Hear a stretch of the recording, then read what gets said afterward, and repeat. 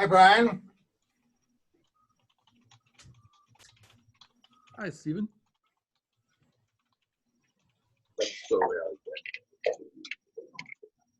Hello, everybody. This is Jay. I'm stuck in a restaurant that is serving at 3 times the normal speed, or 3 times longer than the normal speed, despite 1/3 capacity. Anyway, I will ask that. Is the food any good, Jay? I don't know. It hasn't arrived yet. That's the problem. Is Grace logged on yet? She is. What's up, Grace? Hi, Yep. Grace. Oh, Yes. okay. Here, finally. Just got off work. So, Jay, before you get started, who would you like to record today? Say again, sir? This is Ed. Just wondering who should be recording. Looks like one person is already. Okay, so Yeah. Ryan. Okay, got it. Ryan, please. Ryan, please. Okay, so I'm recording. Billy's recording, and Ryan is recording. All 3 of us. Life's good. Beautiful. And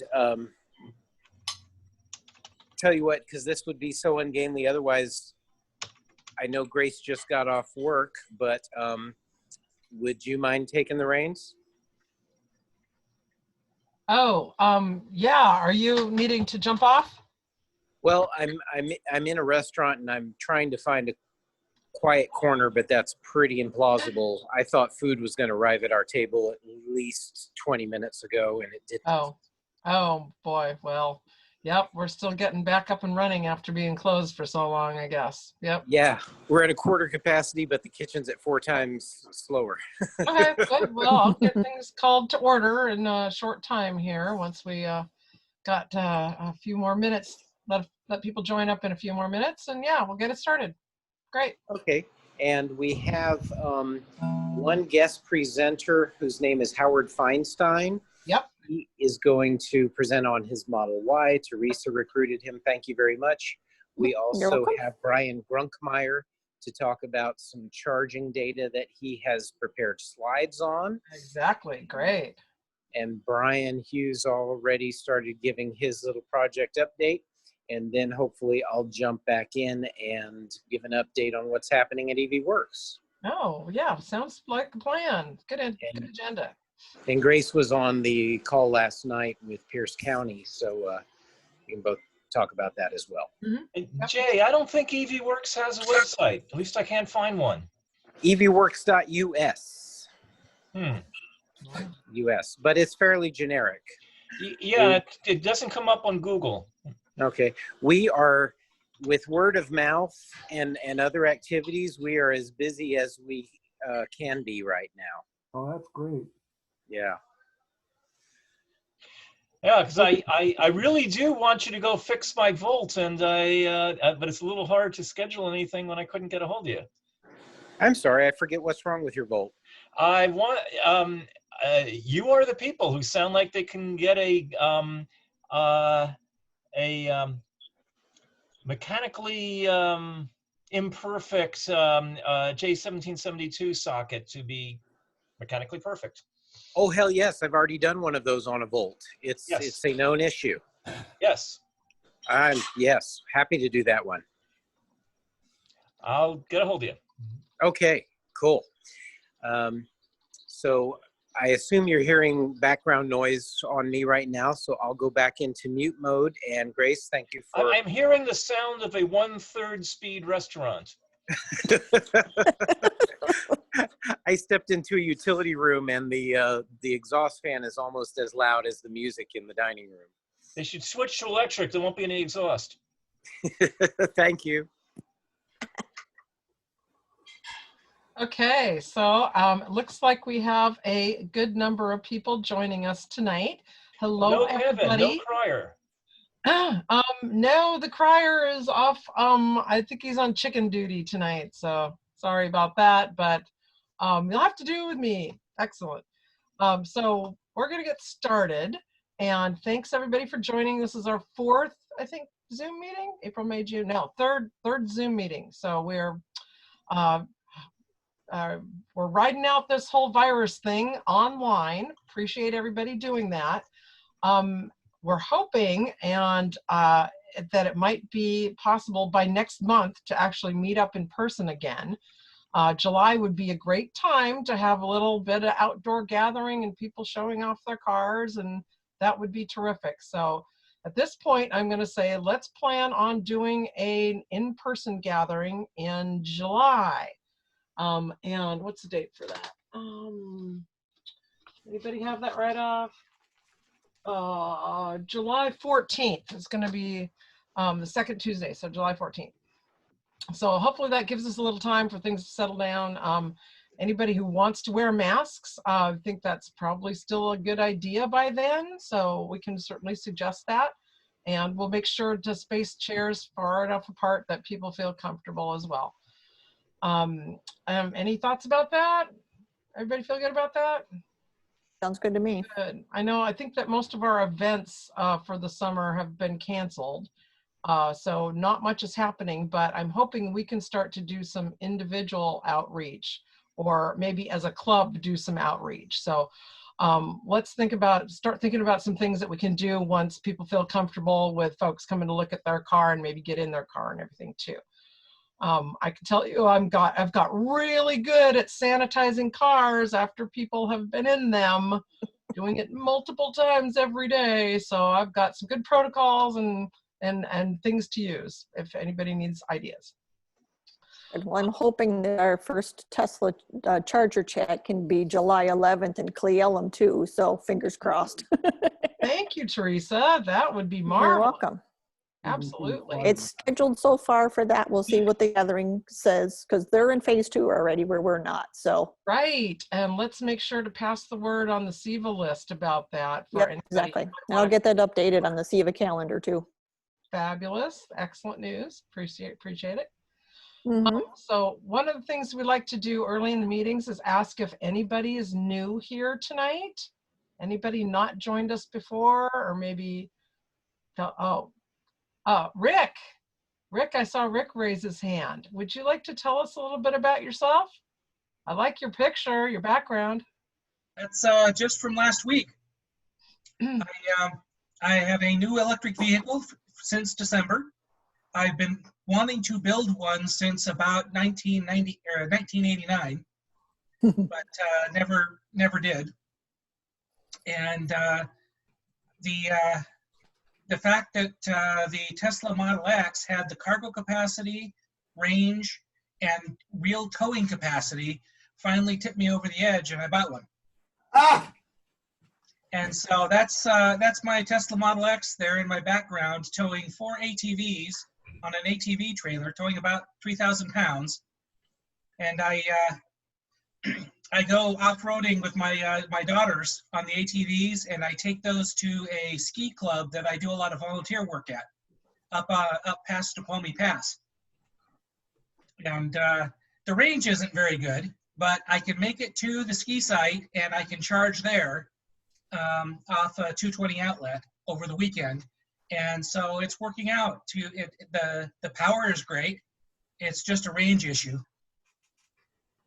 Other than that, the car works great. Fantastic. I love it when people can demonstrate all the wonderful things electric cars can do. And so thanks very much for sharing and for joining us tonight. Anybody else? Madam Chairman, Steve, what's up? I surpassed my last record of 73 miles with 76.1 miles on one charge over a four and a half day period during this warm weather. And I think I could, Jay Donaway could probably say that he's done 80, 90 miles, but I'm very satisfied with 76 miles. On the other side of this equation, the Tesla stock, as you know today, if anybody follows that, has gone up close to 750. And I've got I finally pulled the trigger and said, sell me X number of shares at 750 or above. And I'm looking at, and this is maybe a sacrilege, but I'm looking at buying a 2 or 3 year old Chevrolet Bolt for those small amounts of Tesla stock. But that would be 200 miles plus vis-a-vis 50 or 60 or 70 miles of stock. Well, Any don't comments on that? Steve, did you don't sell tell it me yet? you're going to get rid of the iMev, the My EV. No. Yeah. Did you sell your Well- stock yet? Pardon? Did You might sell have your to just Tesla keep it. stock yet? Did you sell your Tesla stock yet? Did you sell your Tesla stock yet? That voice was muffled. I could not hear it. Oh, I gotta get a new mic. Can you hear me now? Yeah, I can hear you Mark now. Warmack is asking Steve Lau if he sold his Tesla stock yet. No, I've got a buy-in. It's if it goes above 350 to sell a few shares. To Well, allow me you know, to, okay, I'm just telling you, it's near its record high today. It's like 10 points. 964 was the record, and now it was 958. So yeah, it's a good time to own Tesla stock. Kind of crazy. So anyway, speaking of which, we're going to be having a special guest doing a little presentation. I see that he has joined us. Howard Feinstein is a wonderful new owner of a Model Y. Woo! Yay! I think he's had it for a couple months now, Howard. Is that right? Can you hear me? You're going to have to unmute. Okay. There we go. Cool. So I'm hoping that you can kind of give us a few little thoughts about what it's been like owning your Model Y. Give us a few ideas of some of the things that are different about the Model Y from the Model 3 and what you like about it. Oh, nice view. That looks terrific. Thank you. Yeah. So Okay, go can you guys ahead. see me okay? Yeah. Also, that's not a virtual background. No. So this is my 2020 Model Y Performance with the performance upgrade. So just real quick about me, I've retired Air Force. I work in sales for internet services and cable TV, and I've really have never been interested in electric vehicles before. And I kind of had a little bit of an interest in SpaceX, and my son is into robotics, and he went to Cal Poly for robotics, and so I saw a little bit of SpaceX stuff there, but I never really was into it. And last November, and by the way, I have a BMW 328i, I have an Audi S4, and my wife drives an Alpha, so I like European cars. So last November there was a meme that popped up on my Facebook, and it was about basically it was a rollout of the Cybertruck, and I see this picture of a truck, and it was like Tesla's new truck, and I thought it was the most ridiculous thing I've ever seen in my life. This truck, it just looked stupid to me. And so I started clicking the videos that were showing off how, you know, they threw there was an 8-pound, for those of you who don't know, when Elon Musk rolled out the Cybertruck, they had a demo where they threw this steel ball, weighs about 8 pounds, at the window to demonstrate how powerful the glass is, bulletproof and whatnot, and it shattered the glass. And so that little piece was spread out all over the internet as you know, to kind of mock him and make fun of it. And with the really radical look of that vehicle. And so that's how I even learned about it. Before that, I knew about Tesla. I'd seen Teslas. I had seen a Model 3 once, and I had seen them driving around in the Seattle area. I live in Kitsap, so there's not a lot of people here that have them. I also am a real estate agent on Bainbridge Island, so I'd seen a few of them running around Bainbridge Island, but I kind of glanced at Tesla once, maybe, since I moved here 4 years ago, and they were really expensive, and it just wasn't something I was interested in. I have a 328i M Sport BMW that I really love, and so I wasn't really interested in Tesla at all. And so I see this truck, and I thought it was the most ridiculous thing I've ever seen in my life. But one thing I kept seeing were little comments from people saying, yeah, but have you looked at the specs? Yeah, but have you checked out the truck? Like, do you know what it can do? So I'm like, yeah, I might as well check this out. And I watched a couple of videos that people, enthusiasts had made. And I was really like, whoa, wait a minute. Because I have an F-250, an old clunky F-250. I'm like, wait a minute. So this truck pulls 14,000 pounds. It has a cargo capacity of 3,500 pounds. It's got onboard 240 volt and 110 volt power. It's got integrated air suspension with air handling for your power tools. It does 0 to 60 in 2.5 seconds. You get the triple motor version with 500 miles of range. And these start at 39,000. I'm like, wait a minute, this might actually be something worth looking at. And so I started watching more videos about this Cybertruck, and I'm like, you know what? I'm going to throw a $100 reservation down on it. You know, let me just throw $100 on this thing. And then I just kind of started learning more about Tesla and what they're doing with power. You know, their battery power walls and their solar roofing technology, and you know how their storage, you know, for large communities, their battery banks. I forget what the term is. And I started learning more about the company, and then I started looking at the stock, and I'm like, you know, they got 500,000 reservations for this Cybertruck, and this is in the beginning of November.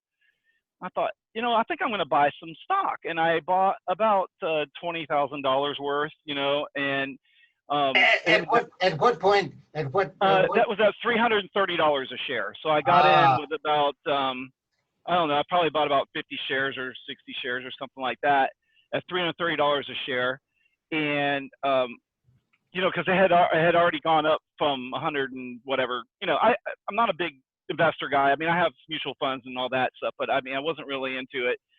But when I started learning about Tesla and what they're doing that goes beyond their cars, I really became interested. And then I started really learning about the company and following some podcasters. There's a guy, Stephen Mark Ryan, who does a series called Solving the Money Problem, and he has the very best, in my opinion, analysis of Tesla and what they're doing. He's the ultimate fanboy, okay? So, I mean, you got to take it with a grain of salt, but everything he says is like on point. But after watching several of these videos and learning more about the Tesla environment and the people, and just, I started really seeing myself as being involved in the electric vehicle community, as, you know, more beyond just being just a consumer. And in fact, I come from a place that's a little bit more, you know, I care about the environment just like everybody else, and but I'm a capitalist. You know, I don't believe companies are out to ruin the environment on purpose, and so the messaging coming across from certain environmental people was kind of a turnoff for me, because it's like, okay, if you don't want to, you know, you believe in diesel vehicles, or if you use gas vehicles, you're killing the earth, and if you eat meat, you're killing, you know, you're a horrible person. And these messages didn't resonate with me, okay? And but once I started learning about what Tesla can do and how much a better vehicle it is based on the specifications and what it can do, I'm looking at it as a consumer and as a value, not so much about the environment. Now, this is 6 months ago, okay? And since then, I've really adjusted my thinking on this. My son wanted to work with wind turbines, and I talked him out of it, because I lived in Alaska, and I talked to a guy in the oil space, and he kind of told me about wind turbines, and like, there's a lot more to wind turbines. They're not as good for the environment or as effective as people kind of sell them to be. And my son was completely into it, and I talked him out of working with him, because I felt like there was not a lot of opportunity for employment in that space in America, which is a true fact, because, you know, they're made in, you know, Siemens and all, they're made in Germany, and it's really not a lot of opportunity in the industry. And he kind of went into aerospace engineering, so I feel like he did the right thing. But anyway, I don't have a college degree, by the way. I'm just an enlisted retired military guy, never went to college, so my mind isn't as sharp as a lot of people. But anyhow, so I fell in love with the stock and what Tesla's doing, and so I went down and I test drove a Model 3 because I wanted to see what is this I'm investing in. You know, what? Let me go see what this thing is. Model 3 was awesome. I mean, it didn't blow me away. It was really nice. And so I figured, okay, I'll just kick back a couple years and wait for this truck to come out because I knew I was going to want this truck. By this point, I'm in love with this truck. And then the Model Y was announced that it was coming early. I didn't even know they were making a Model Y. When they came out with the announcement that they're going to start, they're getting ready to start, you know, opening them up and shipping them, I grabbed a picture of one and I showed my wife. And I said, would you drive a Model Y? And she's like, I guess I would drive that because the Model X was too expensive. It was $100,000 and something to start. And then the Model 3 is a sedan. My wife is an SUV person. And so they really don't have anything for us. And then the Model Y was like, wait a minute, this might be an interesting vehicle. Would you drive a Model Y? And she said, I'd consider it because I'm in a lease on an Alfa Romeo that's 2 more years. And I said, maybe in a couple of years, would you drive one of these? She said, I'd think about that. That's all I needed to hear.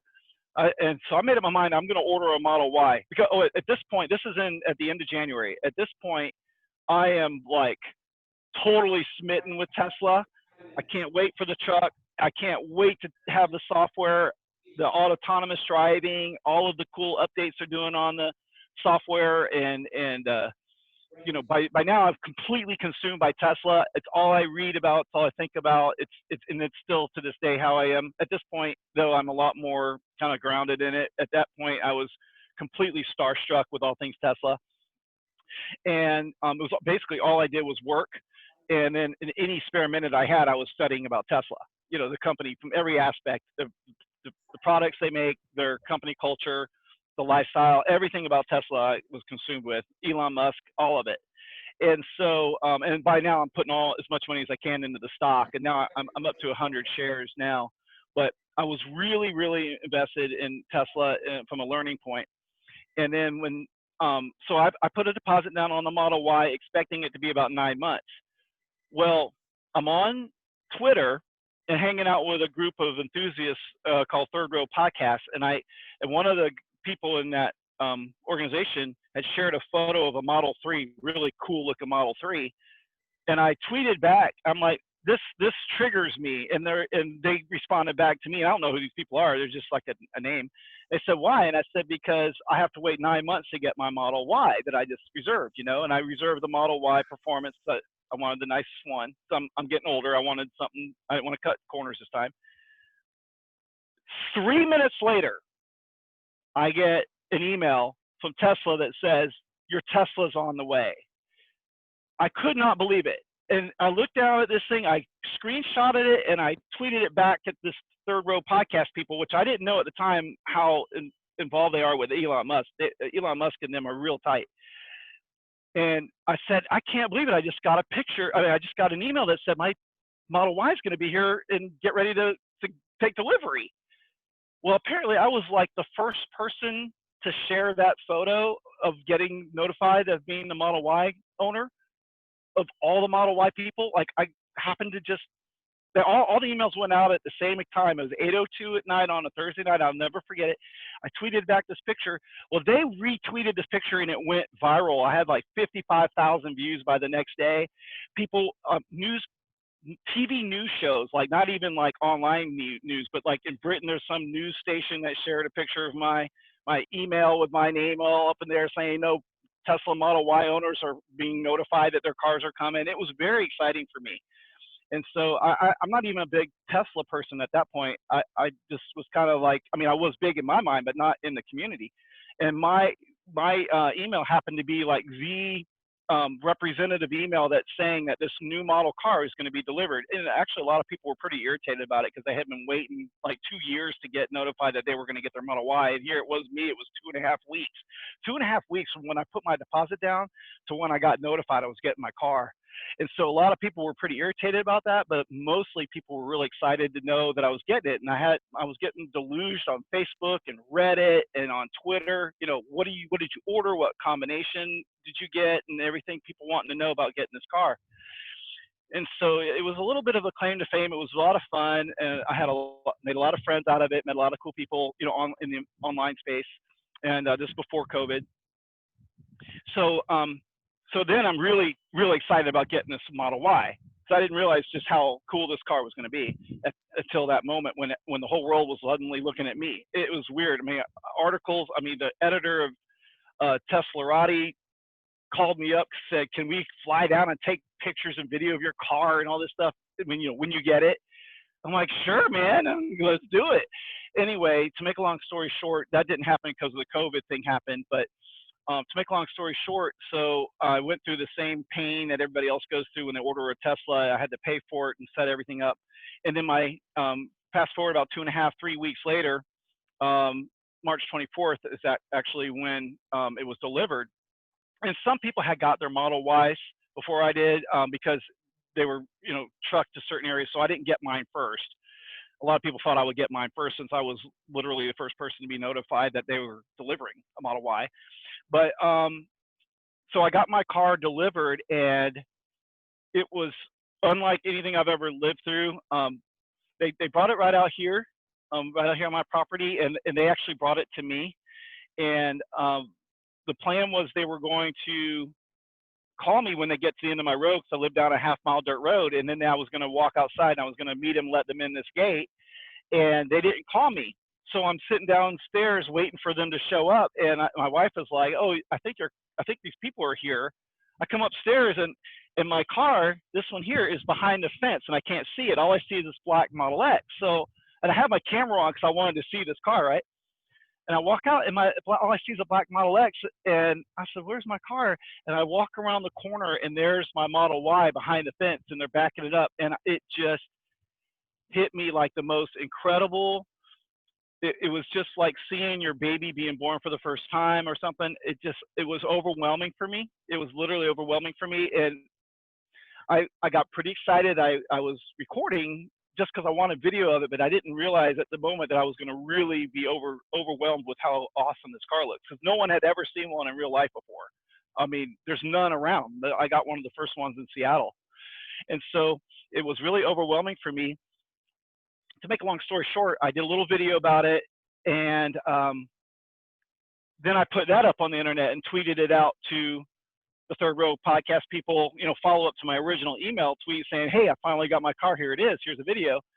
Well, they retweeted that, and guess who's seen it? Elon's seen it, and he liked it. And whenever Elon likes something, the whole world knows it.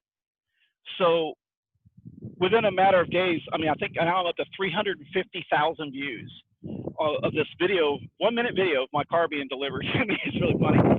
But anyway, to make a long story short, which is already too long, I was not disappointed. It turned out to be the most amazing experience for me to get into this car. And every minute that I'm not in this car, around my car, I'm thinking about this car. And so anytime I can share this car with people and just kind of let them know what it is, I'm here to do that, and I'm happy to do that. And I'm coming from a place of someone that is not a big environmentalist, but I have changed my views on that just through ownership of Tesla. I've really adjusted. I don't need as much meat anymore. It's really weird. I'm kind of like transitioning to a more sustainable lifestyle. I mean, why not? Hey, Howard. Yes. Yeah, that's a fabulous story, but I know that our members would love to hear a little bit more about your particular experiences with the car, what you like about it, what the special features are. So maybe you can give us a little bit of look around.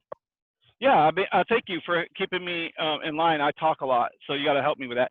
So one thing about the car, it has about 64 or 66 cubic foot of cargo capacity. These are the Uber turbine wheels, the 21-inch wheels. Oh, by the way, if you go online to Tesla Model Y wiki.com, Tesla Model Y wiki.com, that stuff that you want to know about, like the batteries and all the real detailed specs, that's where you're going to know that stuff. I don't know that stuff as well as I should. This is my first time owning an electric car, so the stuff that matters to your members about the batteries and the wattages and all that stuff is not something I'm as familiar with. So just going to give you a walk around here. It's bigger than the Model 3. And if you see in the background, there's an Alfa Romeo Stelvio. It's pretty similar to that. So just kind of give you a walk around here. I had the logos put on because I really love the brand. That's decals. My wife doesn't care for the shape of the front end. And you know, Model 3, there's other types of front ends that they've come up with and that make them look more, you know, traditional in terms of grills and whatnot. And I love the way it looks. So it's got the same interior for the most part as the Model 3. The Model 3 is very basic in its design.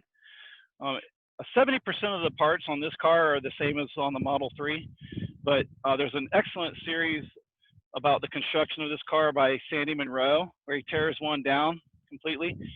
And if you get a chance to watch that, if you're interested, you can learn a lot about that car or how this car is made by watching that. They've done a lot of improvements since the Model 3 came out. Sandy Monroe has been in the industry for 40 years, and he says that this is the only electric vehicle that he would actually recommend to somebody. So Howard, thanks for showing us a little bit of the back seat. That's one of my favorite things about this car. I compared to can't the hear Model you. 3. The volume was low. Did I hit something? Oh, I don't know. Can you hear me? I can hear you faintly. Yes, go ahead. Oh, okay, good. Thanks for showing us a little bit of the back seat, because that's one of my favorite things about this car compared to the Model 3. It definitely seems to have more legroom. What's your experience been with that? Okay, you probably don't ride in the back seat very much, but what do you think? I don't ride in the back seat, but one thing that people love about this is the panoramic roof. Yeah. It doesn't have the crossbar from the Model 3. It's wide open, unobstructed view. But for a bigger person, it's absolutely comfortable. Let's kind of show you back here. A full-grown adult, 6-foot adult, can sit in the back seat and have no problem hitting their head, you know, with the curve of the roof or anything like that. There was some concerns people had. This is my electric bike right here. I mean, when I said I went electric, I got a golf cart that's electric. I bought 2 of these electric bikes, which maybe I'll show you later. They only weigh like 28 pounds. All this is because of Tesla. I've got electric bikes. I can't wait to get rid of this motorhome, which I love this motorhome, but it's got a diesel motor in it. I want to get rid of it and get me a Cybertruck with an Airstream. So you can hit these buttons right here and then drop the seats down.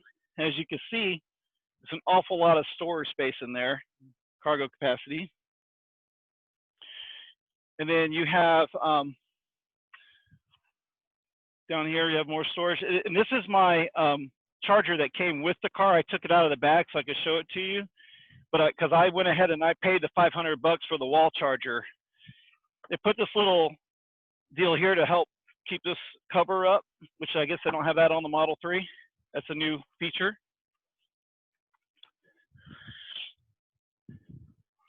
And there's extra 12-volt charger right there. And then show us the extra storage space behind that place under the floor. A lot of people don't even notice that. Oh, yeah, this right one behind right here. The back seats, right behind the yeah. seat. Yeah, there's more storage down there. Yeah. Secret hiding place. Sandy Monroe thinks that that's going to be how they put the rear seat in. Yeah, there's some debate about this. Yeah. About the they are making a 3rd row version of this car. It hasn't come out yet, and no one seems to know how the back seat's going to go in. But that's, you know, it's designed in a way where your feet could go here, and it'd be like a rear-facing back seat.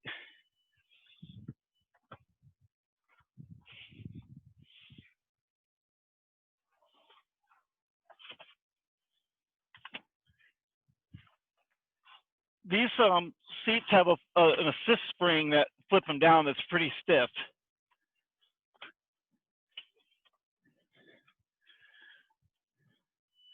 And then one of the other things is, you know, you got your USB-C charging ports right there. The rear seats are heated, but they do not have controls in the back for the passengers to control the rear seat heat. It has to be done through by the driver. And you can use the app to also work on that. Here's some things that are some weaknesses in the car, like this right here. Can y'all see that? I don't know if my, oh, there it is. Okay, yeah. So you see how this carpet fit is? That line right there is kind of like, they could have designed the carpeting so it went all the way through, didn't have this right here. There's actually been quite a bit of criticism for the fit and finish on this Model Y. There's some gap issues, you know, that's pretty typical for Tesla. I'll show you like one example right here. You see this gap right here, this piece flash here, this doesn't line up and it's kind of wide right here. I took it to Tesla, they said that that's normal, or that's within spec. And there's some other gap issues around the car, but you know what? I don't really care. A lot of people are rejecting their deliveries because they see like little issues like the gaps aren't straight and other paint issues. I don't care about any of that because this car is just so amazing that I'm willing to compromise on the quality of the fit and finish in exchange for the ownership experience. The software, the autonomous driving. I didn't order it with full self-driving originally, and they announced that they're raising the price $1,000 in about another month. So I went ahead and I pulled the trigger and I bought it. See the more gap issues right here. Some people have had some pretty significant paint defects, which I can understand why they would reject the car. All of this is the same, this interior. It's exactly like the Model Y. Model 3.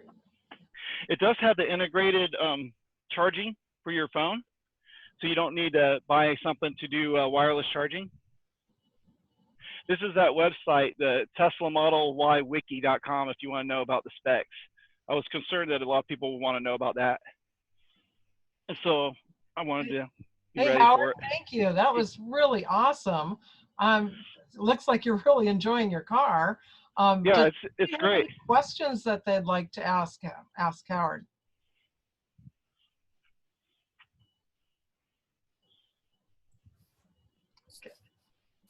Anybody out there? Make sure you unmute. Anybody have any questions? Anybody Yeah. want to know anything?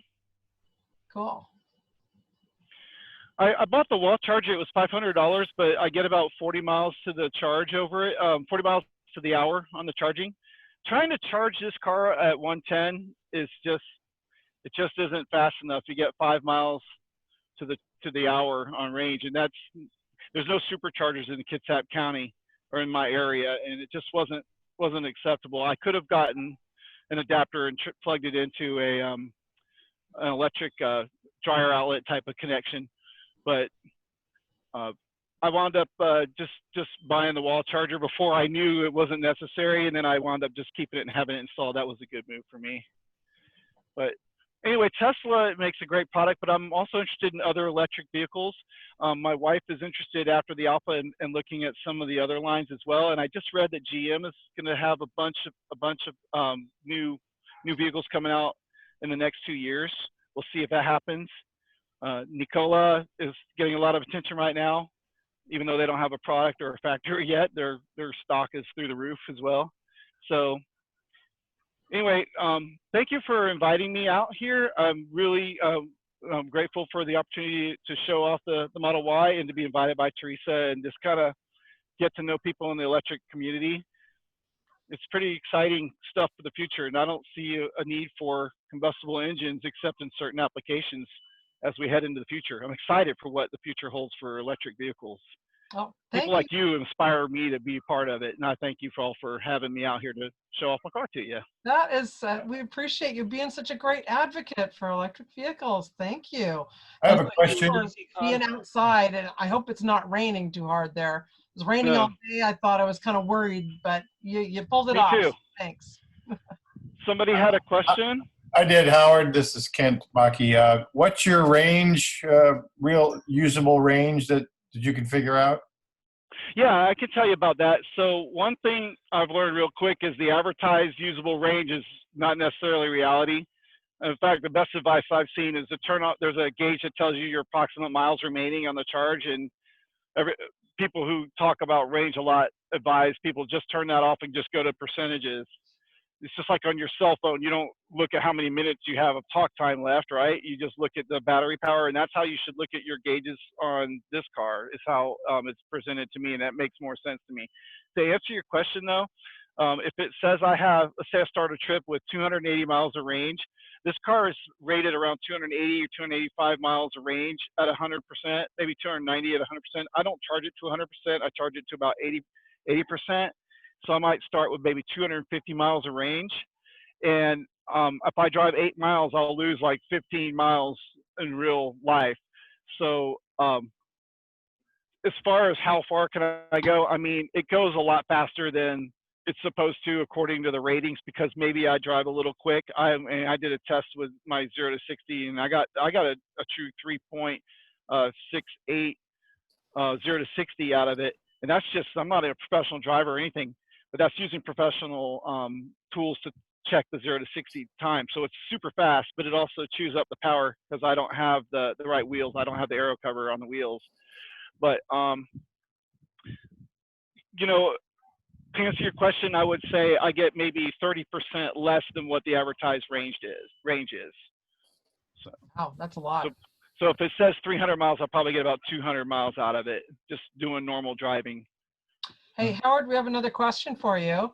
Okay. Some of our members would like to know if you are thinking about maybe adding the solar glass roof to your house or the power wall. So that's with great. your Tesla. The solar glass roof is not available in Washington, as far as I'm aware, in this part of the country, but in this part anyway, of this part of the state, because one of my clients bought a house and wanted to put one on, and it wasn't something, Tesla wasn't available in this area. The power wall, if you look at what the, in fact, I believe yesterday was the first time someone actually roofed their home fully with the solar glass roof. I think it was just yesterday in Kansas, if I'm not mistaken. There was an article I saw about it last night. I think it's the greatest thing ever. I mean, Elon Musk says that the roof will last for the life of the house, but they can't guarantee it that way for legal reasons. But he says you'll never buy another roof. The house will fall down before the roof will fail. The charging capacity on the roof should last about 25 years is what they're estimating. And I think that's just the greatest thing ever. Because if you couple the solar glass roof with your power wall, properly sized power wall, you actually will create excess power. In fact, one of the initiatives they're working on from a power standpoint is using the Cybertruck or even your car as a source of power for your home in the event of some sort of, you know, power interruption to your home. And that's one of the little activities that Tesla's working on that no one's talking about. There's so many things they're doing that no one talks about, or it's not factored into their stock value either. But there's a way that you can connect your car to your house so that you're actually storing power in your car and then putting it back into your home. And then the excess power would go out onto the grid and be sold back to the electric company. And so you would have your solar roof, and then you would have your power wall to store the excess power, which then turns around and puts it back to your house whenever the power goes out. And then you would charge your car with it, and then the extra power would go back to the electric company, and you would get paid for that. You would make money on it. So it's about $30,000 above and beyond the price of a normal roof to get a solar powered roof or one of the solar tile roofs, but you can make that back over some period of time. Cool. One more question for you, Howard. Okay. Some people would like to know if you know the kilowatt hours, the capacity of the battery pack in the Model Y. I'm not certain. I've heard around 75, but have you heard anything different? That sounds like what I've heard. That Tesla Model Y Wiki.com has those specifications exactly. See, until I was invited to this meeting, for me, I'm a consumer, and so what's important to me is just driving the car and being able to charge it when I need it. I know it's kind of, you know, you all are so much more advanced on these matters, and these things are so much more interesting to you. And it's not that it's not interesting to me. I just don't have the brain power to understand it yet. I'm working on it. When I look at that chart that's in there that talks about my kilowatt usage and my, you know, the consumption and all, those things just don't make any sense to me. It's like I'm looking at some sort of advanced mathematical theories and I don't understand how those numbers factor into my car's performance. I want to know more, but I want to know more about how the power stuff works on it. I'm just so excited about even being in this car to get started. Awesome. And well, you know yeah, what? If you can hang around for a few minutes, our next presenter is going to give some very cool details about solar and how you can use it for charging your car and what some of those statistics mean. So I would love excellent. to say, hey, thanks so much for being here. But I'm glad to be here. I'll hang out and to. listen. Good. Thank you for having me out. If anybody wants to test drive the car, by the way, anybody who wants to drive it, you're welcome to come and drive it. If you make it over to Kitsap County, come over, drive it. I don't care. I'll take you out. You can drive it and have fun with it. I'm all about sharing that with anyone who wants to test drive the car. I'm glad to let you drive it. So. And Tesla's doing test drives now too, but they're booked up about 2 weeks in advance. So yeah. Oh, okay, good. I wasn't aware of that. Good. Right. All right. Thanks very much, Howard. Really appreciate it. My pleasure. Hey, Brian Grunkmeyer, are you available and ready to give us a little bit of information about what you've been working on about charging solar and charging cars? I think we need to switch I don't think I have the power to switch the screen. Yeah. There we go. Brian, thank you. Good. Hello, everyone. Excellent. Go for it. I'm really interested to hear what you have to say about how this is going to work, especially with summer and our peak solar production season just starting. Well, not today, but soon. So I'd love to hear what you've been working on. Sure. So thanks, Grace. Like Howard, I bought one of these cars and got pretty enthusiastic about the entire Tesla ecosystem and the vision of a carbon-free future that Tesla can produce. So I ended up building my own company around managing the charging of an electric vehicle and integrating it with the utility grid. Today, I want to run through a few things that we've collected in terms of data showing where people are charging and how they're using their car. And then I also have power walls and solar, and love to talk a little bit about something I found there as well. So here, let me share my screen. All right, hopefully everyone can see this. Yes, so my business partner, Laura McCarty, may be joining us later on. So yeah, I'll run quickly through what we built. I'll show some data and then talk about driving on sunlight. And hey, if the data gets boring, let me know and we'll just skip past that. For a very, very quick background here, we built a mobile app that controls when electric cars charge and shifts that to the best time of day for the power grid. We've built this app around the driver's needs first, and then the utilities needs and things like optimizing costs and things like that second. With this, we're able to get insights on how people drive, and we can then control our managed charging algorithm in interesting ways. We let people opt out in many ways. We can even infer when people meant to opt out but forgot to tell us about it. Very quickly, our mobile app talks to the car and will show you your battery status and lets you opt in and out. You can define some charging locations and we will manage your charging at those locations. Also, we will send you notifications whenever we whenever we stop charging and shift it to a later time, or if you drive home and forget to plug in, we'll let you know. All of this uses the connected car APIs that are built into Tesla and Nissan cars right now. Our app talks to our cloud service that uses the same API that the automakers use for their own apps. It talks to the automaker's cloud service, which then talks to the car. So all of this just looks like a very busy user from, say, Tesla's perspective. Our goal, of course, is to add other automakers onto this as well. We have Nissan and Tesla working today, And we are looking at ways to go add in other automakers too over time.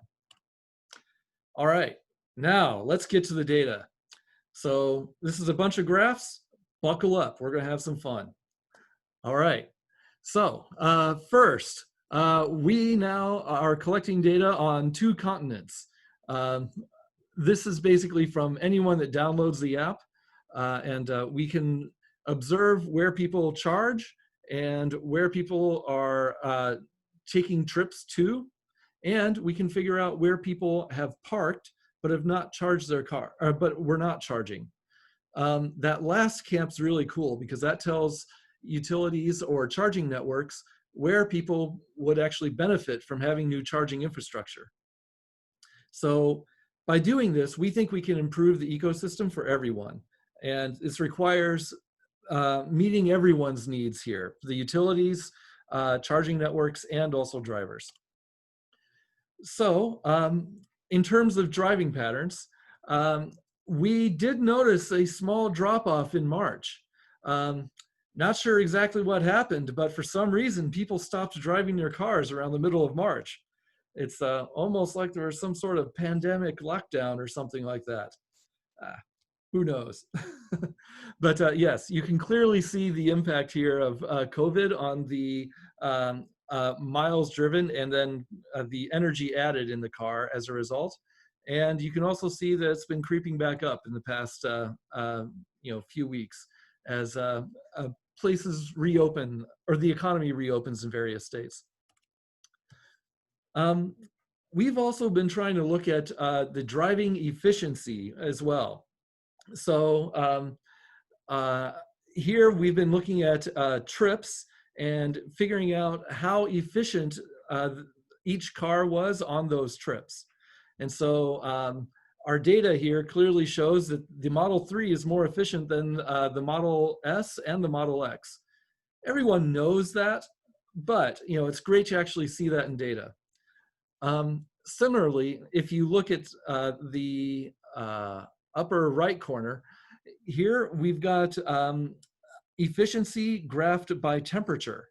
So as you can see, if the temperature falls down to say 10 degrees, you're only getting about you're getting way less miles per kilowatt hour than if it was say 50 or 60 degrees out. And that's almost not quite a factor of 3, but it's a pretty big drop off there. We're not quite sure what to do with this yet, but it's cool to just sort of see this stuff. Similarly, bottom right, or the bottom left, we've got a picture here of miles driven per week, and that red line in there is our COVID lockdowns. So from this, we can now figure out where people are charging. We can see exactly where people have plugged in their car and started charging, and then we've broken those down into various location types. So residential for us has been our biggest, of course. This used to be about 70%. Something happened in the last few months, and so yes, a lot of people are charging at home a lot more. But it is cool to see that with this set of cars, corridor charging, meaning Tesla superchargers, is 12.5%. Then we've got public and then workplace. A lot of people thought workplace charging would be a lot bigger. It hasn't been as big of a factor in our data from what we've seen. So we've also now tried to break down some of the public charging locations that people charge at. So if you ignore the residential, the corridor, and workplace charging, what's left? Well, this is where we've broken down the charging location type into some very fine-grained details here. Basically, we got GPS locations, and we used a magic tool, a top secret tool that I call Google Earth, to go figure out what each of these locations were. So some of this was public charging, such as on-street parking or a parking garage in downtown. That's a lot of the dark red. The gold here is at shopping centers of various sorts. The orange is movie theaters. We saw some of that. You know, originally when people were talking about electric cars, they thought movie theaters and shopping would be the dominant parts. Not so much on the movie theater side. And then, yeah, we've got retirement homes, casinos, all sorts of other stuff in here. Hotels also showed up as a interesting location as well. So we want to provide data to electric utilities and also to charging networks. And so they want to figure out exactly how much people are charging at each time during the day, in every hour of the day. So what we're looking at here is for every hour of the day, how much energy did we add and from what type of location did this come? So here you can see the vast majority of the charging was of course from home. The pink here is Tesla superchargers. And you'll see almost no one's using Tesla superchargers from midnight till 7 or 8 a.m. And then there's a lot of charging in the afternoon. But also that goes throughout most of the evening as well. One set of our drivers are transportation network company drivers, meaning they drive for one of Uber or Lyft. I'm not supposed to tell you which one. We did initially notice a lot of them were charging right around lunchtime at Tesla superchargers, which was kind of a cool insight.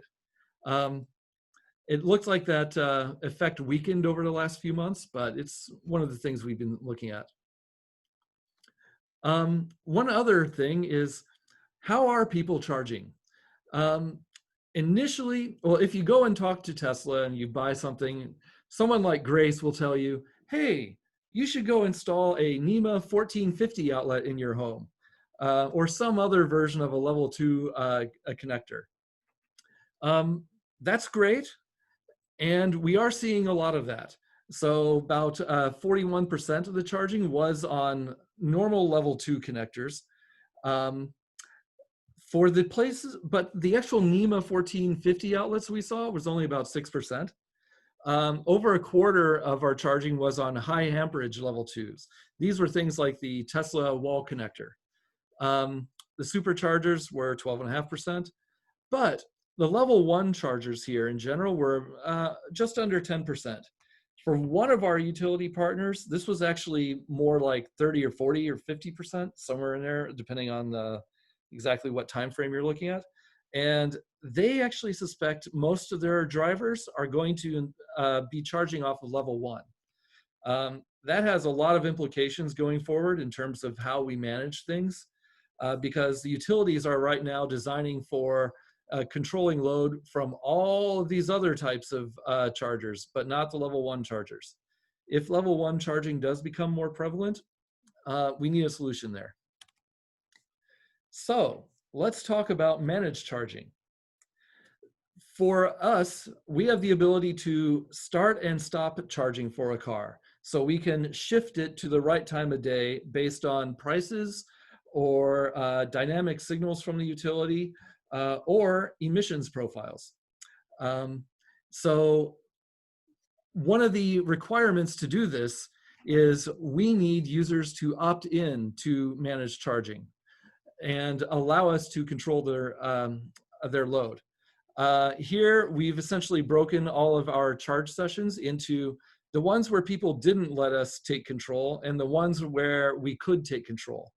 And the red times here are the evening and morning peaks.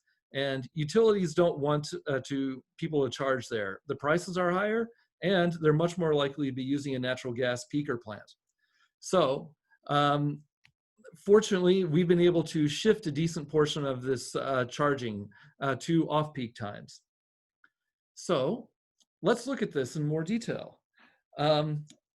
A utility is going to ask, can you actually make a difference? So one of our utility partners, their main goal is to make sure that people aren't charging between 4 p.m. and 8 p.m. At night. This is a California utility that we are working with. And the two lines here are The blue line is people that will not let us control their charging, and the gold lines are are people where we can control charging. And we are clearly able to shift charging away from this early evening times towards, after 9 p.m. and also from midnight to 4 a.m. This is great for the utility in terms of minimizing costs and generally for minimizing carbon emissions as well.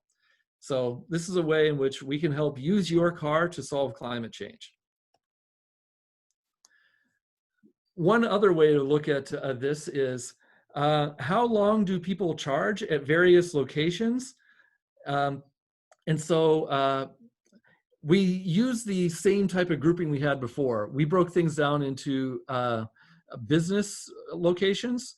That was the blue here.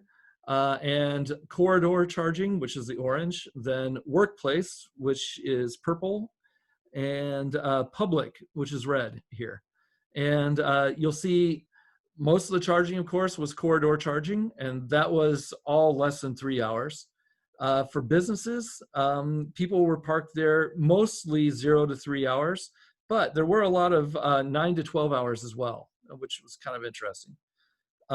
Same thing with public charging. We had a lot of people parked somewhere for 0 to 3 hours, and a decent number for 3 to 6 hours as well. Workplace as well is also in the 3 to 6 hour range. So, all right. So we're done staring at, all of that data right now. But let me tell you about my Tesla Powerwalls and solar. So I was really excited about this because of one simple promise. You can drive on sunlight for free, or at least with zero marginal cost. And also you get the emergency backup power for your house. This is a really cool idea. So I've got a Tesla solar array. This isn't the solar roof, but this is just a set of solar panels on the roof, adding up to 7.5 kilowatts.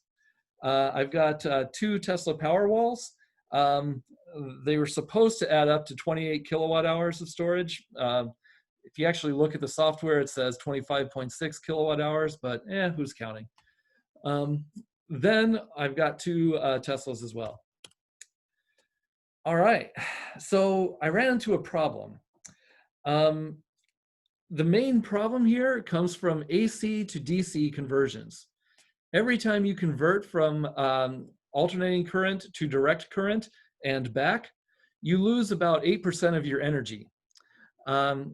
This was an interesting fact that J.B. Straubel mentioned. He's just Tesla's CTO. And the weird part about this is when you generate power to when you actually use it, you might go through 5 AC to DC conversions. Your solar goes through an inverter, and then dumps power onto the house. The house then charges the power wall, and there's a conversion there. When you discharge the power wall back to the house, that also goes through a conversion. Then you charge up the car battery, that gets converted into DC. Then you convert back from DC to AC when you run the motor. And the real challenge here is you lose 1/3 of your solar energy if you go through these 5 conversions. You don't want 1/3 of your power to be lost in translation. So the best way to use an energy storage system is to never use it.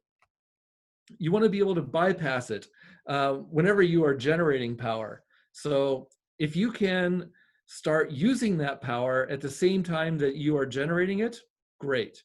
We can avoid losing 15% energy just by shifting charging. So I built this into our mobile app now. This is the Tesla app showing what's going on in my house. My app is now controlling exactly when I charge the car. And I timed this to try to maximize the amount of solar that I could use directly. So here in this app, the yellow is the solar power. The green is the Tesla Powerwall, which was charging in the morning and discharging later in the day. The blue is the home energy usage. And from this, you can see that I was able to charge the car with about half of the energy came from solar. That's cool. That's interesting. And so I am going to end up saving a lot of energy as a result of that. So the basic algorithm here is, let's go figure out when your solar noon is, which is 1 p.m. due to daylight savings time. Then we want to back off and use the hours around noon based on how long you actually need to charge the car. Then we add in all of the normal driver constraints saying, oh, I need the car available by, say, 5 p.m. or something like that. And then we allow opt-out and several other mechanisms. I think that this will save about 400 kilowatt hours annually, which here in Seattle works out to about 40 bucks a year. And in California, this is about $100 a year savings. Now, we need to make sure that our solar system is sized appropriately and things like that, and mine isn't. And I'm looking at ways to fix that, such as slowing down the rate at which we charge. And yeah, winter is an unknown, so that'll be an adventure. Yeah, so we're going to enhance our platform in various ways to provide more analytics capabilities for utilities. And we've already done work with the Electric Power Research Institute to integrate day-ahead price signals. We want to be able to go and pilot that now with some other utilities. Also, we want to throw in demand response, and we're working on giving you very, very precise details on exactly how much it costs to charge and how much money we could save you. After we get that, then we want to look at figuring out the carbon emissions that it costs you to charge your car as well. And we want to go minimize all of that. So with that, thanks. Any questions?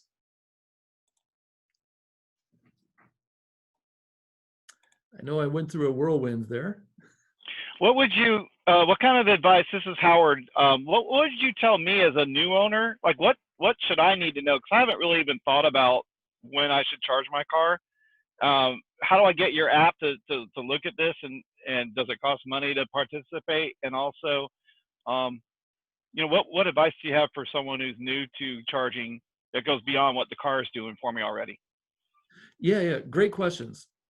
So our app is free. You can download it today for iPhone or Android. Just look for Flex Charging and Smart Charge, and you should be able to find it on Apple and on Android, and it should work just fine. So it's completely free. The one thing that we need is we need access to the car to be able to control it. And so just like the Tesla mobile app, we need you to log in. And then set up a charging location, tell us what utility you've got, and we'll take care of everything from there. So with this, we will be able to save you money in certain parts of the country. Many utilities have time of use rates.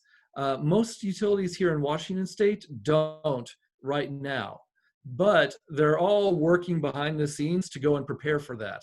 And so in a year or two, we're all going to be needing to shift our charging to other times a day. We have a ton of hydropower here in this state, and that made things ridiculously easy for people to keep the lights on. But we've essentially maxed out our hydropower in terms of most of the capabilities that we've got. And so here on the east side, you know, meaning like Bellevue, Redmond, and stuff like that, Puget Sound Energy has a lot of natural gas plants that they use sometimes of the year to go and back up, to provide extra power for us. We want to minimize that as much as possible. And so we are actually working with a company called WattTime that can give us data on the marginal CO2 emissions for every hour of the day. So we can essentially figure out, if you charge your car right now, this means you are running a natural gas plant somewhere. Whereas if you charge at this other time in the day, it means you can probably use wind power, that might have otherwise been, sold to California, or in worse cases, even just turned off if there was too much power in that hour. And so there's a lot of opportunity here to help balance the grid in the right way. All of this is free for drivers. And in a place like Las Vegas, we can actually save people a lot of money based on time of use rates. The price spread is sometimes 5 cents for off-peak charging versus 50 cents for on-peak charging. So in the course of a year, you'll spend either $200 to charge your car or $2,000. And of course, we'll help you save money. On top of that, we can go help save the environment as well. And we're working on trying to mix them together in a good way. So, hey, Brian, that's fabulous stuff. Really love it. Could you put in the chat your contact information and like website so people can go follow up there? I notice it is getting kind of late, so we've got to start wrapping things up. But first, I understand that we have. Hey, I had a question. Oh, okay. Okay, I was kind of wondering, Brian, how you see yourself working when the vehicle to grid opportunities start coming up. Yeah, that's a great question. Right now, V2G, it doesn't quite make sense with the current generation of cars in our area. And it's because I think the cost, every time you charge your car, then discharge it, for every kilowatt hour, you'll incur a little bit of depreciation on that battery. The early estimates on that were 10 cents a kilowatt hour, which basically doubles the cost of electricity. The Tesla battery packs keep getting better, so maybe we're down to 6 cents a kilowatt hour now or something, but at least here in the Pacific Northwest, it doesn't make sense yet. One day, we want to get there. The million-mile battery a year from now. Okay, thanks. You get that? The million-mile battery that Tesla's going to come out on Battery Day is supposed to change that formula. Yes. I'm super excited about Battery Day. Yeah. So the day, I'm just hoping Elon tells us when it's going to be. So. Cool. Well, thank you so much, Brian. That's terrific. I think that we do have one more presentation that we'd like to get in quickly, at least tonight. And I think it's the other Brian, Brian Hughes. Is he here with us tonight? No.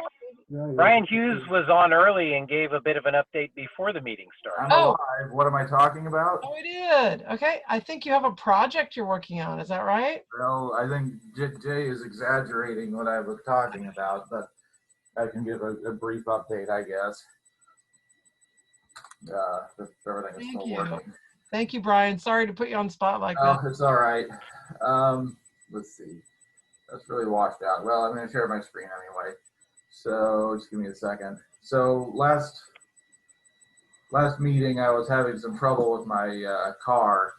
The 20-year-old inverter, a Azure Dynamics, actually a Selectria, a UMOC inverter was starting to get flaky.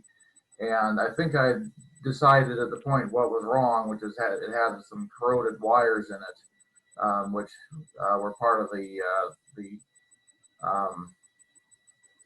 driver components that drive the main transistors in the power section. So I basically had to do a little bit of a rebuild on my inverter, which is new to me. So we'll see if I can share my screen here, and can people see the picture? Yes. Okay. Yeah, we got it. So I don't really have any real talking point. I'm just going to kind of go through the pictures and talk about them. These are pictures I took while I was taking it apart and working on it and putting it back together, as much so that I could get it back together correctly as possible. I mean, I've taken these apart and put them back together a couple of times, but mostly my spare one, and not the one that's actually been in the car running. I'm going to be going through the pictures backwards because I just happen to be sitting at the end of the list instead of the beginning, but I'll I'll try to talk about what I was doing. So this is the inverter out of my car. If anybody's looked under the hood in my car, you can see it there with the big two fans.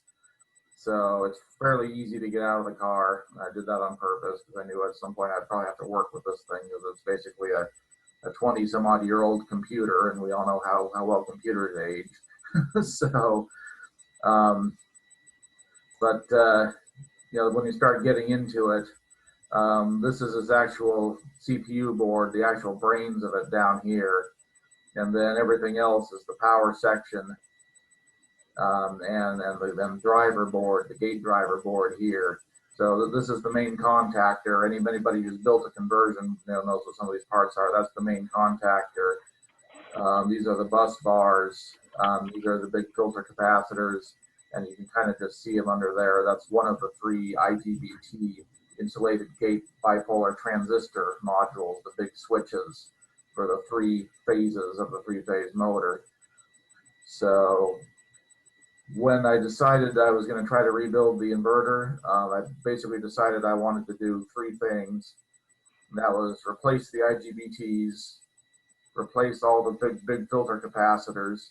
Anybody who knows about electronics knows that electrolytic capacitors can have a finite lifespan, and then these have high voltage, fluctuating temperatures, vibration, and they're 20 some odd years old. So probably time to replace them. And then also replacing some of the other peripheral smaller capacitors that take high load because they're also failure prone. So here's some other close-ups of the computer board here. So apparently Azure Dynamics or Selectria ground all the part numbers off all their computer chips, probably to try to keep it from being reverse engineered. I've seen that before. Some of them you can still read, but basically these computer boards are unmaintainable. Although the actual chips you can get, these are all programmable chips. They're programmable gate arrays or programmable logic arrays, and for anybody who knows who those are, what those are, they're basically useless unless you can flash them with what they're actually supposed to do. And I think there's like one guy in the country who actually still knows how to do this. I think he used to work for Azure Dynamics or something. So, but basically the computer board is unobtainium. If it dies, it's game over. But fortunately, it's okay as far as I know. But if you can see real closely, you know, these boards have some revisions on them, some extra little wires that were soldered on top of them. That's because, you know, they're low volume, and if they had an error on them, you know, an extra wire that needed to be added or a signal that needed to go in a different place, they had to do it that way. And so those kinds of repairs can be fragile and, you know, come apart if they weren't done right. I didn't find any problems with that, but I did find a couple of broken solder joints on the board, which I fixed. So, oh, that doesn't look good. Okay. That's just a close-up of the main contactor there. It's a contactor that isn't really rated for what it's being used for, but they got around that by running the power through every single contact it has. And if you add all of those up, then on average, it can handle the load. When you're actually accelerating, you know, with this inverter, you're putting under a lot of load, you're actually overspecking the contactor. But, you know, for an intermittent use, that's okay. So it would overheat if it was continuous. So this is kind of a shot of the gate driver board and looking down into where it plugs into the IGBT modules. So all these little wires with the plugs here, that was where I found some of the corrosion. And one of those corroded and broke off, and suddenly it couldn't drive that phase of the motor, and everything went crazy. So this is one of the capacitors I replaced. This is the capacitor for the power supply that converts the high voltage traction battery down to 5 volts and 12 volts to run the computer board. So I didn't think there was anything wrong with the one that was on there, but again, it was 20 some odd years old, so I put a new one in. I don't know why I'm having trouble with some of these, but I'll show you the ones I can show you. This is the IGBT modules and the bus bars with the gate drivers taken off and the capacitors out. So you can see the individual switching modules.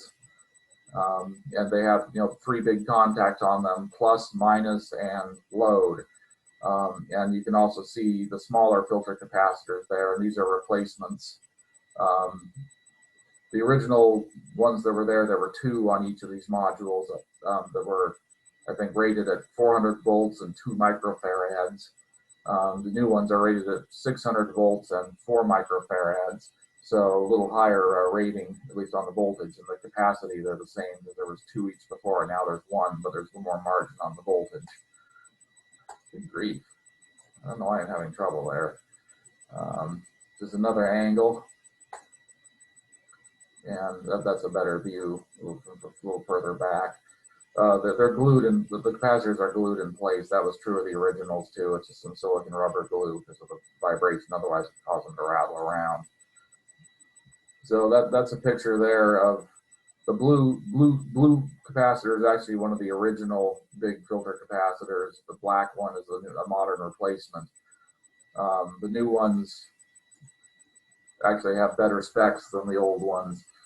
One thing with filter capacitors, anybody who knows anything about electronics, if you're trying to get as much noise out as possible, more capacity is better.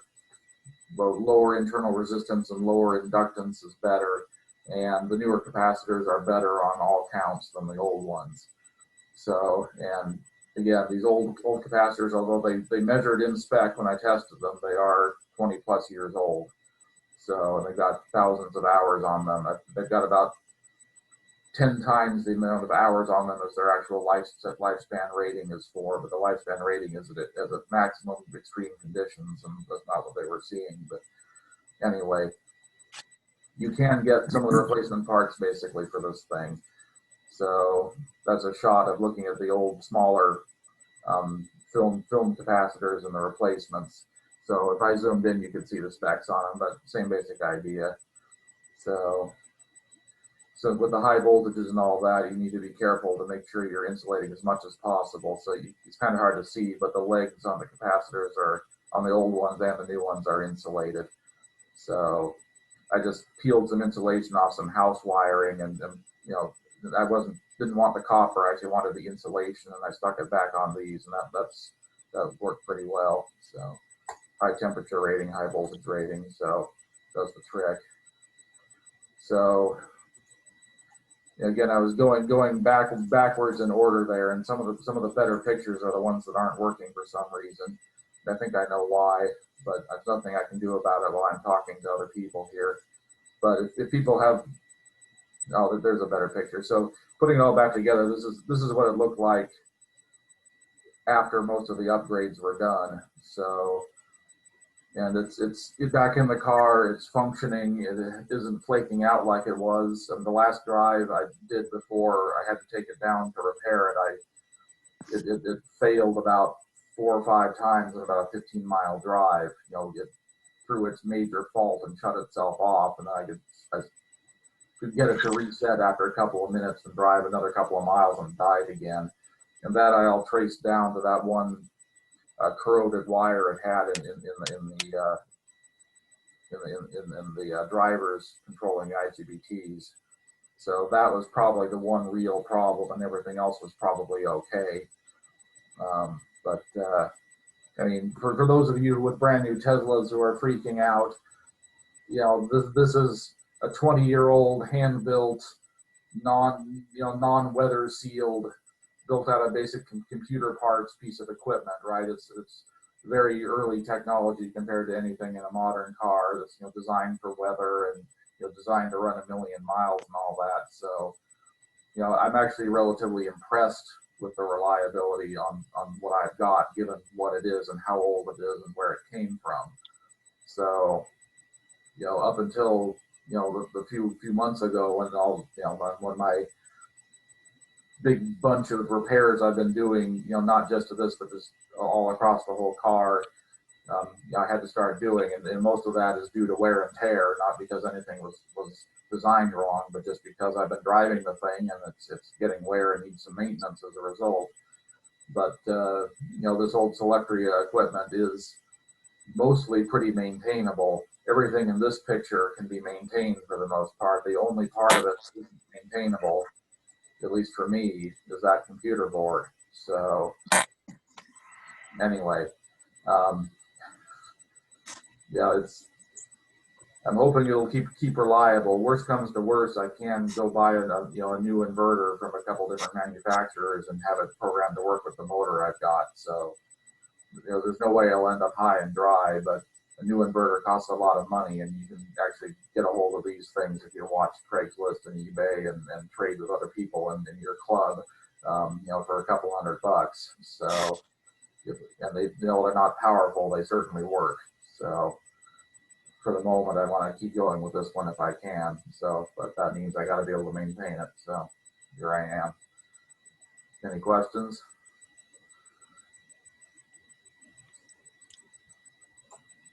Stunned silence. The IGBTs, I missed that. Did you replace those or just work around the original one?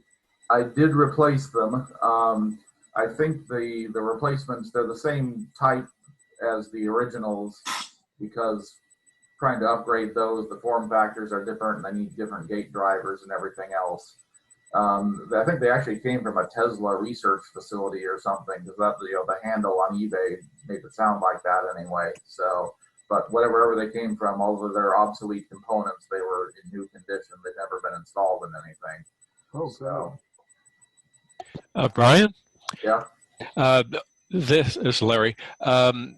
It's that motherboard, and it looked like a computer motherboard. I'm really wondering why a DC inverter would have such need for such amount of processing is what seemed to be evident here. Keep in mind it's 20 years old. There isn't that much processing power there. A Raspberry Pi could run circles around that thing. But it has a lot of equipment in it to do probably specific signal processing and that is specific to its use as an inverter motherboard. The actual computer, the actual CPU is the square chip in the middle there, and most of the bigger chips are memories. At least these ones and these ones are all memories. So the rest of it, there really isn't all that much there. There's a lot of signal processing. That's what all the little resistors and all that around the peripheral are. All these capacitors here are part of the power supply. And if stuff like that fails, that I can possibly repair. But any of these chips, if they go, whatever their custom programming is that's on them, there's no way I can replicate that. Yeah, and it's really something they ground off the tops. I mean, they're protecting something, I guess. Well, that's not an uncommon thing to do, especially back when most of the parts on a board like this were off the shelf parts that you could, you go get your Texas Instruments catalog and go look up exactly what the parts are and what they do, and all the traces are big enough that you can follow them with a human eye, and you can completely reverse engineer this board if you were sufficiently determined. So the important part to protect is the software. And so one way to make it harder is to grind off the part numbers of all the programmable chips so you don't know what the heck they are. And you can still make a pretty good guess as to what many of them are just by what the wiring is going to them. But it makes it that much harder for somebody who's determined to steal your intellectual property or whatever. So, well, I would guess a lot of 7400 series or something like that, and some of those other smaller chips. Some of it absolutely is, but I think most of them are programmable gate arrays. So, GALs or PALs, if you know what those are. Old technology, but they work obviously because the thing still runs. So. Well, it's very interesting. It's looked like a good project. You basically recapped it and brought it back to life. And I had it apart earlier in the season too, because the car had broken down on me in November, and the inverter had faulted there, and I found a bunch of mechanical problems, loose screws, abraded insulation and things like that. That's when I found some of the broken solder joints, and all of that is vibration related. So. So I fixed all that stuff back up and put it back together, but at the time I didn't notice the corroded wire, and that went out on me a couple of months later. probably because I disturbed it when I had it apart the first time. But I mean, so most of the problems it's been having are mechanical problems, just because of the fact that it, like I was saying earlier, it wasn't built by an automotive engineer. It was built by a computer equipment engineer of some sort. Who they weren't thinking about those things going to be rattling around. It's going to be getting humid and dirt in it, and and everything else.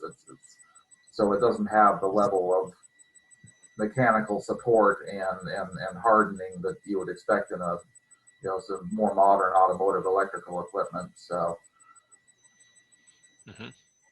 but with enough love and tender care, I can probably keep it going, which is what I'm bored with it. So. Okay, good. I got nothing else unless people want to look at pictures of half shafts.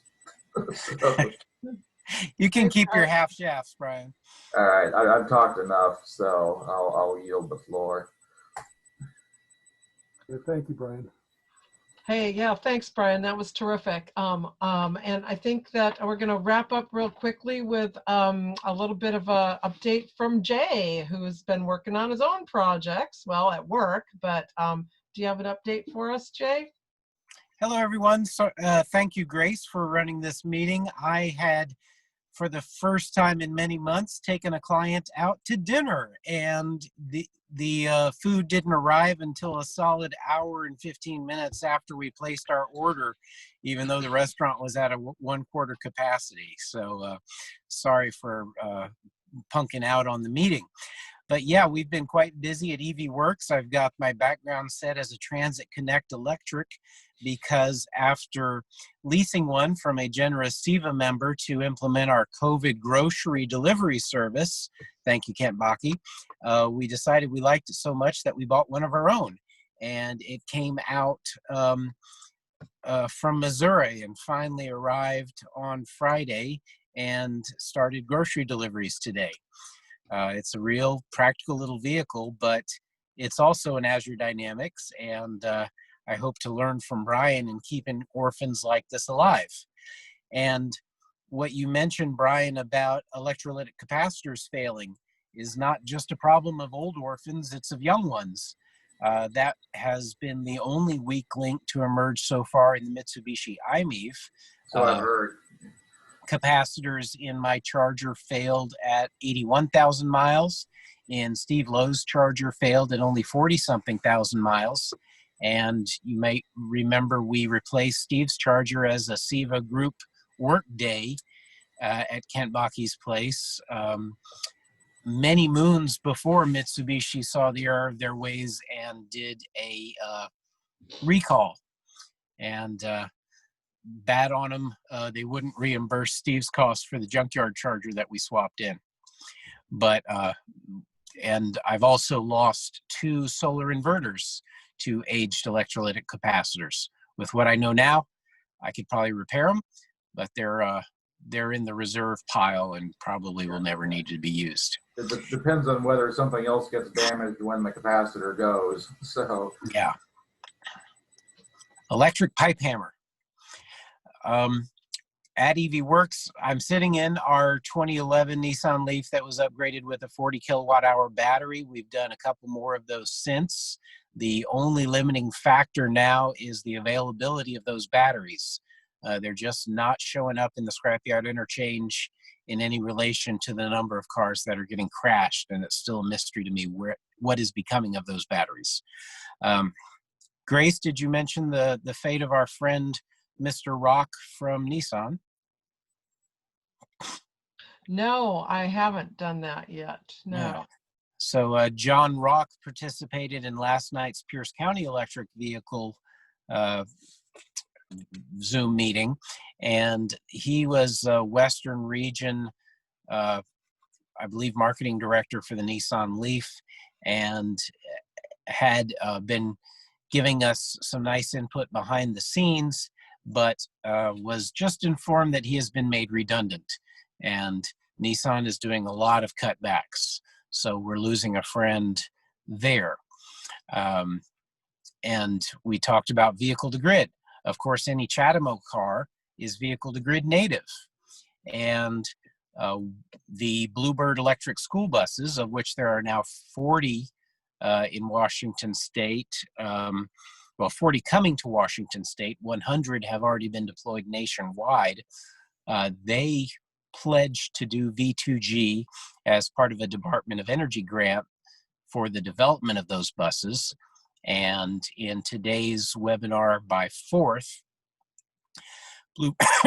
pardon me, Bluebird announced that they will be able to finally do V2G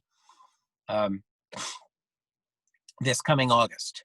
And for me, that was a very important part of financial justification for electric school buses, because in my past life as a school district energy manager, 40% of the monthly electric costs of a high school were demand charges, and those could be largely eliminated with only 2 electric school buses injecting power at the right time.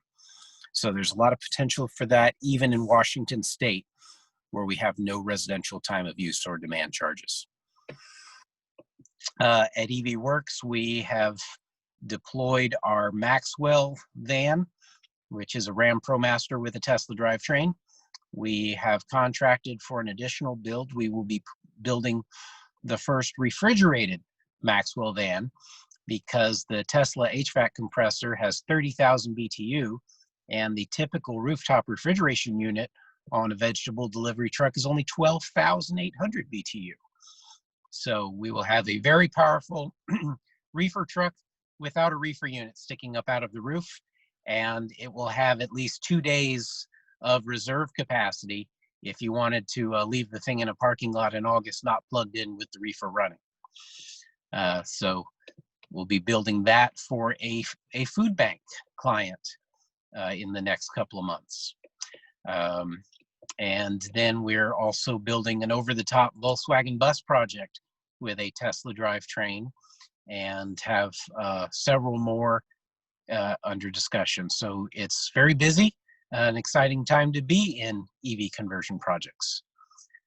With that, I don't want to hog any more time, but if people have questions, be very happy to talk more.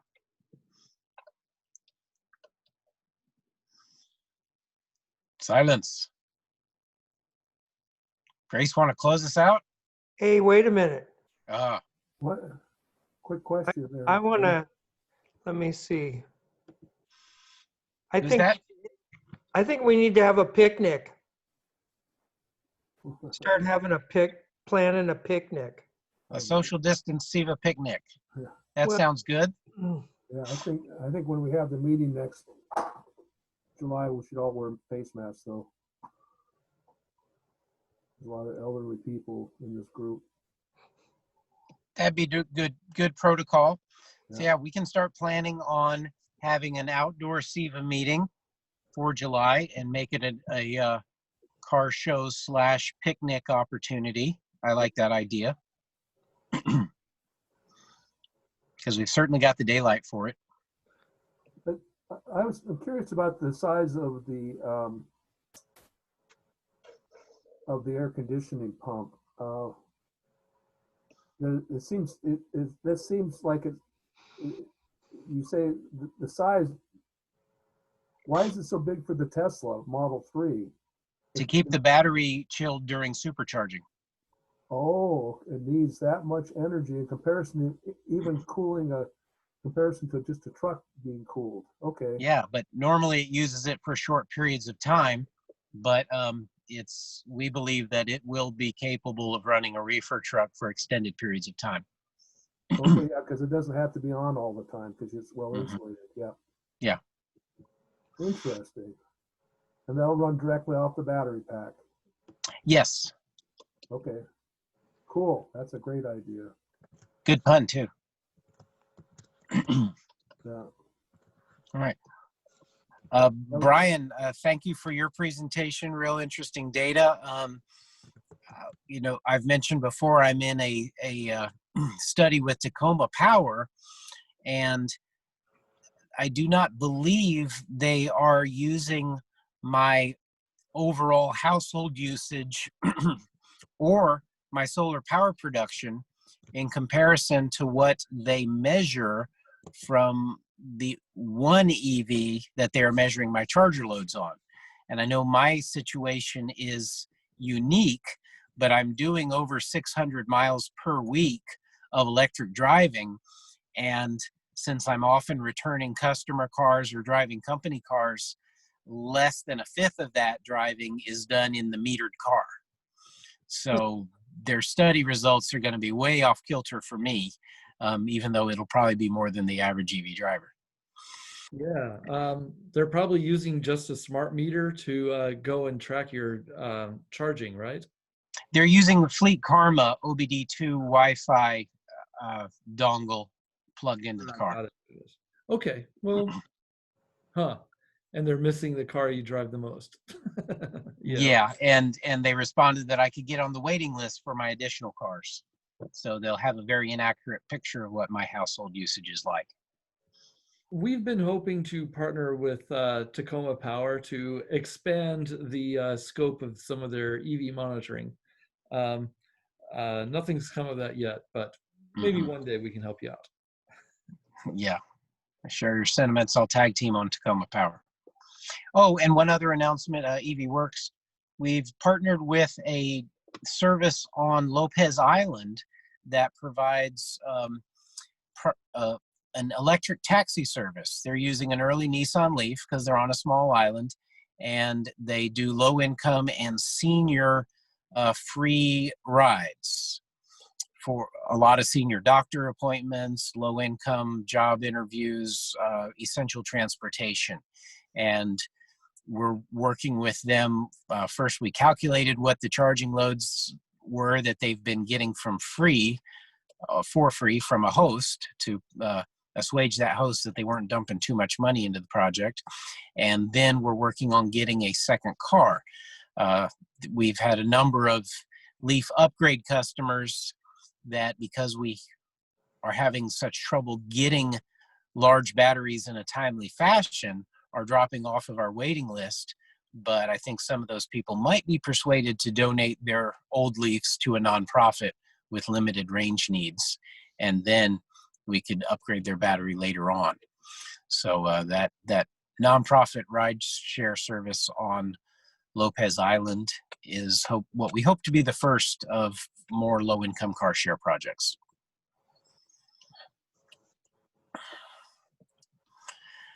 Anyone else have anything for the good of the order, or any announcements, any fun things coming up? Would love to hear about that. Hey, I've been lurking and I'm in the dark apparently, but back to the podcast. Let's talk about electric vehicles. We're doing an episode, I'm putting together an episode right now about the Washington State ferry. We're not just about that, but I've been doing stuff about electric boats and going into talking about the upgrades that they're doing to the ferries to make them electric. So I guess I want to let people know, and then if you guys have any questions that are burning on your mind about that, I'm doing an interview with one of the guys from WSDOT, and I can add your questions. Excellent. I'd be very curious about their charging strategy because most of the ferry boat projects, I think, have missed an obvious answer of, instead of having a big battery on the boat and a big battery on the shore, they should just roll the battery off and on. I like that idea. A battery truck that charges slowly onshore and then is swapped with a depleted battery truck that's on the ferry that powers the trip across. Yeah, I can ask about that. Yeah, that's an excellent idea. Because otherwise they have huge demand charges to deal with, and it's very unwieldy to try to plug in and unplug the ferry for that gigantic load while they unload cars. Mm-hmm. And there hasn't been a lot of news out of that project in a while. Yeah, we'll see. Hey, Jay, what if they put a big giant solar panel roof on the top of the ferry? It would be good, but mostly for show, because you have to depend on it in all weather conditions. The ferry actually consumes more energy when it's dark and stormy. Oh, all the details. I just about power the cabin though. Right. Yeah, I think you really hit on something there. it could be the last vehicle on so that it would sit in the stern and plug in. I really think it has potential, and instead of three huge batteries, one on each shore for dump charging and one on the ferry, you do half as many cycles if the battery rolled it on and off the ferry. Have you thought about, like, and I haven't, about how much that truck would weigh? The weight's not a big problem for the ferry boats, and we can certainly have that one drive to the center. Right, that's what I was thinking. But also just like how, I guess it would be. Have you done calcs on how big you think the battery pack for that ferry needs to be, just in general? No, I haven't. I'll try to do that before I talk to him, just so I have the. Cool. Maybe this is where they should figure out how to use a flow battery, because then you literally fill it up. That'd be interesting. It'd be worth it for the pun alone. They're not very energy dense, but again, you got a lot of volume in a boat. So. And then every EV capable of V2G should get a discounted ride if they're willing to plug into the deck and donate some electrons. There you go. That'd be sweet. Talk about a liability nightmare. Bring your own power. All right. You know, you have wireless charging. You need wireless transmission back the electricity. Oh boy. Yeah, we'll microwave the ferry across the sound. That'll go real well. Okay, well, thank you, everyone. I look forward to in-person meetings next month in all likelihood. All right. Good meeting. Yeah, we'll plan something and we'll send out some updates, and look forward to seeing everybody in person and catching up. All right. Good night. I get to start my commute now. Great chatting with everyone. Thanks, everybody. Right, thanks, guys. We'll see you. Thank you, Ed, for hosting. Really appreciate Yes. Thank you, Ed. Oh, you're welcome. Excellent. All right, there he is. Thanks, Yeah, thank Ed. you, Ed. Hey. Went great tonight. Appreciate it. Adios, amigos. Yeah, we'll see y'all next time. Bye.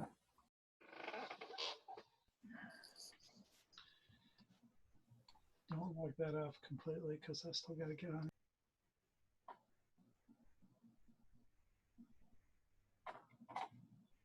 Just kill it. Anyone have it else they want to say, or a meeting be gone?